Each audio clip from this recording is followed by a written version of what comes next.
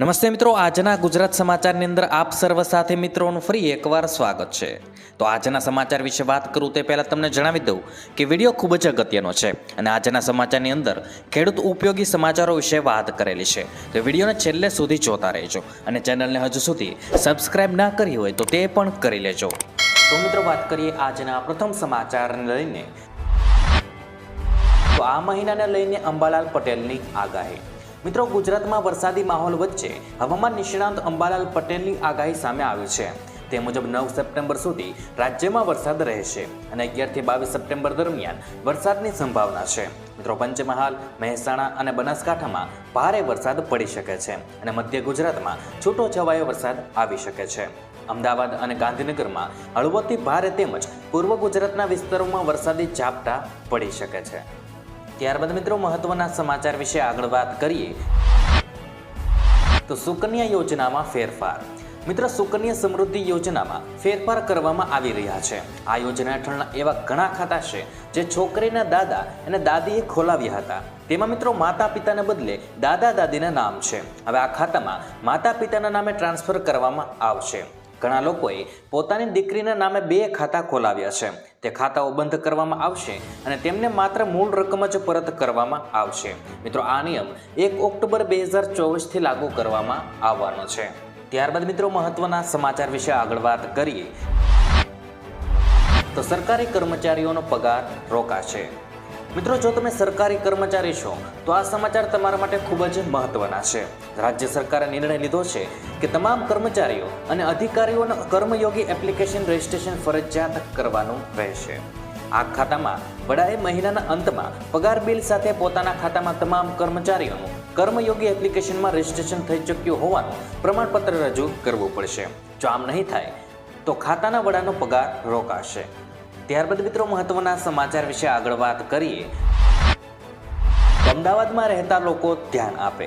મિત્રો, એએમસીનું on street free પાર્કિંગમાંથી pay પાર્કિંગમાં લઈ જવાની પોલિસી પર કામ શરૂ થયું છે। ટ્રાફિક પોલીસની એનઓસી મળતા રોડ પર આડેધડ પાર્કિંગની સમસ્યામાંથી છુટકારો મળવાનો છે। 31 રોડને ટ્રાફિક પોલીસની એનઓસી મળતા ચોમાસા બાદ વાહન પાર્કિંગ માટે પીળા પટ્ટા મારવામાં આવશે, જેના પર 6 મહિના સુધી વાહનનું ફ્રી પાર્કિંગ કરવા દેવાશે। ત્યારબાદ તે પે એન્ડ પાર્કના બોર્ડ મારી ચાર્જ વસૂલાશે। ત્યારબાદ મિત્રો મહત્વના સમાચાર વિશે આગળ વાત કરીએ તો અંબાલાલ પટેલની નવરાત્રી સુધીની વરસાદની આગાહી। મિત્રો, હવામાન નિષ્ણાંત અંબાલાલભાઈ પટેલની આગાહી મુજબ 10 સપ્ટેમ્બર સુધી રાજ્યમાં વરસાદી વાતાવરણ રહેશે। ભરૂચ, જંબુસર, પાદરા, વડોદરા અને નસવાડી પંથકમાં ભારે વરસાદ પડશે અને 13 થી 20 સપ્ટેમ્બર દરમિયાન વરસાદનો બીજો રાઉન્ડ શરૂ થશે। હવામાન નિષ્ણાત અંબાલાલ પટેલના મતે 22 થી 25 સપ્ટેમ્બર દરમિયાન રાજ્યમાં વરસાદ વરસશે। ભાદરવી પૂનમ સમયે વરસાદી માહોલ રહેશે અને 26 થી 5 ઓક્ટોબર સુધી ગાજવીજ સાથે વરસાદ પડવાનો છે। અને મિત્રો અંબાલાલ પટેલના જણાવ્યા પ્રમાણે નવરાત્રિમાં પણ વરસાદી વિઘ્ન બની શકે છે। ત્યાર પછી મિત્રો મહત્વના સમાચાર વિશે આગળ વાત કરીએ તો 78 લાખ ઈપીએસ પેન્શનરો માટે મહત્વનો નિર્ણય। હવે મિત્રો કોઈ પણ બેંક શાખામાં ગમે ત્યાંથી પેન્શન મળશે। સેન્ટ્રલાઇઝ પેન્શન પેમેન્ટ સિસ્ટમને મંજૂરી મળી ગઈ છે। મંત્રી ડોક્ટર મનસુખ માંડવિયાએ આ મહત્વની જાહેરાત કરી છે અને 1 જાન્યુઆરી 2025 થી નવી સિસ્ટમ અમલી બનશે। મિત્રો, આગામી તબક્કામાં આધારથી પેમેન્ટ અંગે વિચારણા શરૂ થઈ રહી છે। ત્યાર પછી મિત્રો મહત્વના સમાચાર વિશે આગળ વાત કરીએ તો કૃષિ મંત્રીની મોટી જાહેરાત। મિત્રો, કૃષિ મંત્રી રાઘવજી પટેલની અધ્યક્ષતામાં યોજાયેલી બેઠકમાં વરસાદ અને પૂર પ્રભાવિત 12 જિલ્લાઓમાં સર્વેને પ્રાથમિકતા આપવા સૂચના મળી છે। સૌરાષ્ટ્ર તેમજ મધ્ય ગુજરાતના 12 જિલ્લાઓમાં સર્વે પર ભાર મૂકવા જણાવાયું છે। ખાસ કરીને વરસાદી પાણી ભરાયેલા વિસ્તારોમાં વિગતો મેળવવા પણ મંત્રી રાઘવજી પટેલે અધિકારીઓને સૂચના આપી છે। ત્યાર પછી મિત્રો મહત્વના સમાચાર વિશે આગળ વાત કરીએ તો મોદીજીના 7 મોટા નિર્ણયો।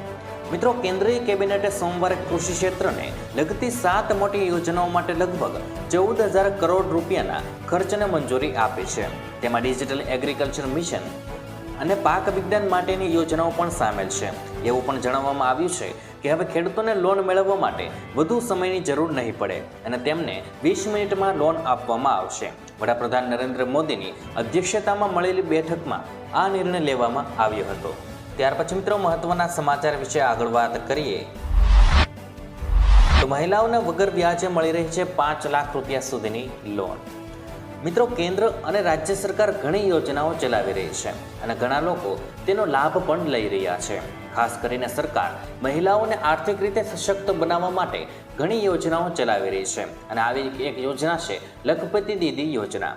મોદી સરકારની લખપતિ દીદી યોજના એક એવી યોજના છે જેમાં મહિલાઓને વગર વ્યાજે લોન આપવામાં આવે છે. મિત્રો આ લોન જે સંપૂર્ણપણે વ્યાજ મુક્ત છે અને તે 1 લાખ રૂપિયાથી લઈને 5 લાખ રૂપિયા સુધીની હોઈ શકે છે.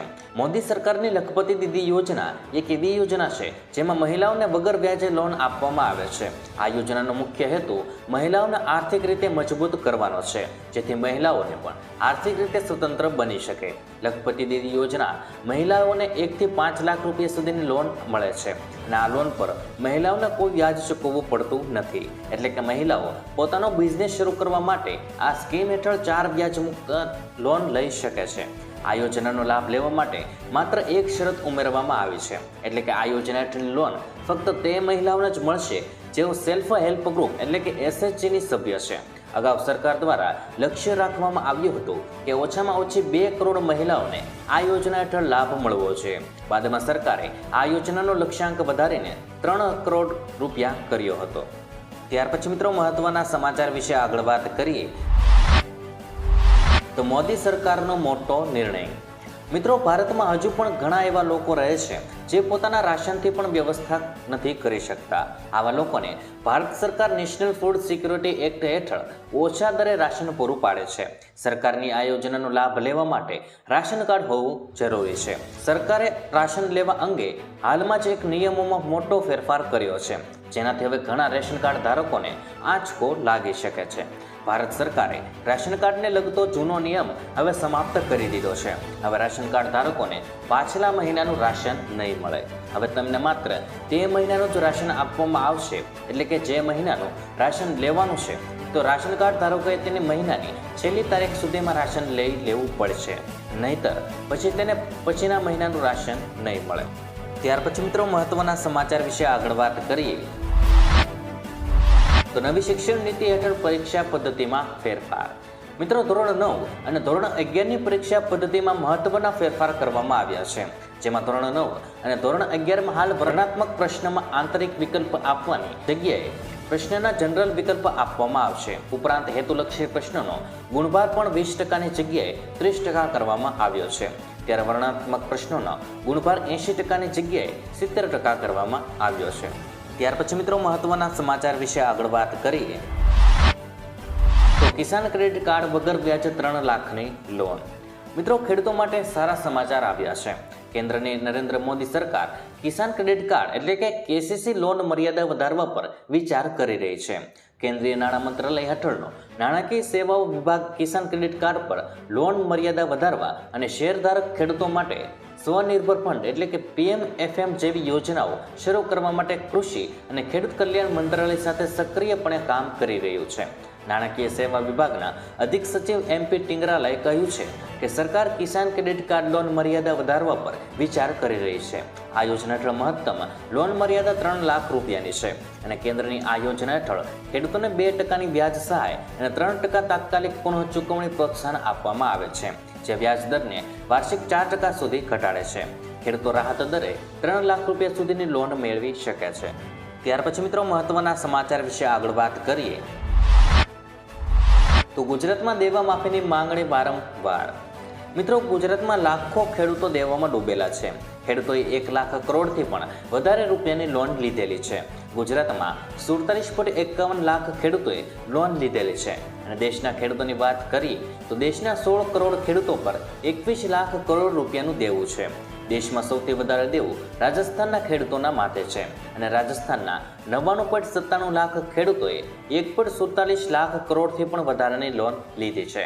ખેડૂતોને લોન આપવા ખાનગી અને 4 ક્ષેત્રની બેંકો સૌથી આગળ છે. આખા ગુજરાતમાં ખેડૂતોનું દેવું 90,895 કરોડ રૂપિયા છે અને આમાં 34,000 ખેડૂતોનો સમાવેશ થાય છે. જ્યારે સરકારે 20 થી 25 ઉદ્યોગપતિઓના 8 લાખ કરોડના દેવા માફ ભાજપ સરકારે કર્યા છે, તો ખેડૂતોના કેમ નહીં? મિત્રો દેવું માફ થવું જોઈએ કે નહીં એ અમને કોમેન્ટ બોક્સમાં જણાવજો. ઘણી વખત ખેડૂતો દ્વારા અને કિસાન સંઘ સમિતિ દ્વારા દેવા માફીની માંગણી કરવામાં આવી છે. જ્યારે હવે જોવાનું એ રહ્યું છે કે આ વર્ષે પણ રાજ્યમાં ભાજપની સરકાર બની છે તો મોદી સરકાર ખેડૂતોને સાથ આપશે અને ખેડૂતોના દેવા માફ કરશે કે નહીં તે જોવાનું બાકી રહ્યું છે. ત્યાર પછી મિત્રો મહત્વના સમાચાર વિશે આગળ વાત કરીએ તો તમામ ખેડૂતોને મળશે આ મહિને 2000નો હપ્તો. મિત્રો દેશભરમાં ખેડૂતોને પીએમ કિસાન યોજનાનો 17મો હપ્તો જૂન મહિનામાં મળ્યો હતો. હવે આગામી 18મો હપ્તો આવતા મહિને એટલે કે ઓક્ટોબરમાં આવવાનો છે. જો તમે પણ પીએમ કિસાન યોજનામાં જોડાવશો તો તમારે ઘણી વસ્તુઓ કરવી પડશે, જેમાંથી એક છે KYC. જો તમે આ કામ કરાવો તો તમને હપ્તાનો લાભ મળે છે, પરંતુ જો તમે આ કામ નહીં કરાવો તો તમારા હપ્તા અટકી શકે છે. તો મિત્રો આજના દરેક સમાચાર અહીં કામના પૂર્ણ થાય છે. આપને કહેવા લાગ્યા એ કોમેન્ટ બોક્સમાં જણાવી દેજો. અને વિડીયો કામનો લાગ્યો હોય, સમાચાર ઉપયોગી લાગ્યા હોય તો મિત્રો આ વિડીયોને એક લાઈક કરી દેજો, જેથી કરીને અમને પ્રોત્સાહન મળતું રહે અને દરરોજના ખેડૂતને લગતા, હવામાનને લગતા અને ગુજરાતમાં પળે પળના સમાચાર મેળવવા માટે ગુજરાતની આ ચેનલ તાતની વાતને સબસ્ક્રાઇબ કરી લેજો, જેથી કરીને ગુજરાતની દરેક અપડેટ્સ તમને મળતી રહે. તો મિત્રો હું મળીશ તમને આવતીકાલે નવા સમાચારો સાથે અને નવી માહિતી સાથે. ત્યાં સુધી મિત્રો મને રજા આપશો. ધન્યવાદ.